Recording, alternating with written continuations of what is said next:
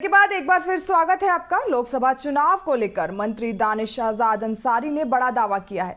उत्तर प्रदेश सरकार के अल्पसंख्यक कल्याण मंत्री दानिश आजाद अंसारी ने एक कार्यक्रम के दौरान मीडिया से खास बातचीत में कहा कि ये लोकसभा चुनाव विकास, उन्नति और विश्वास का चुनाव है। ये चुनाव देश में तीसरी बार मोदी की सरकार बनाने का चुनाव है। वहीं इंडिया गठबंधन पर निशाना साधते हुए उन्होंने कहा कि ये गठबंधन एक फेल एक्सपेरिमेंट है। ये कमजोर नींव पर इमारत बनाने की नाकाम कोशिश है। और आने वाले दिनों में 7 चरणों में पूरे देश भर में लोकसभा का चुनाव होगा।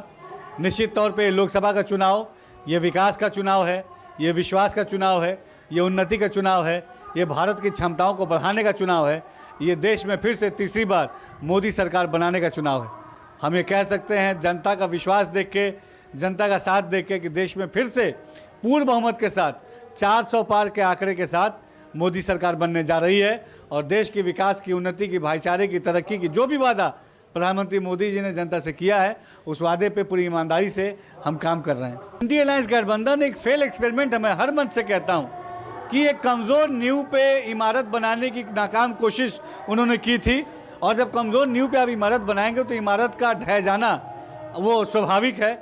इंडिया अलायंस गठबंधन की सबसे बड़ी समस्या ये थी कि उस गठबंधन के जितने भी दल थे वो अपने व्यक्तिगत स्वार्थ के लिए एकजुट होने की लालसा में थे। वो एकजुट भारत के विकास के लिए, भारत की तरक्की के लिए, समाज की उन्नति के लिए वो एकजुट नहीं हो रहे थे। वो एकजुट हो रहे थे कि मोदी जी ने विकास की जो रेलगाड़ी चलाई है, विकास की जो यात्रा जो शुरू की है, उस यात्रा में रुकावट बनने के लिए एकजुट होने की वो कोशिश कर रहे थे।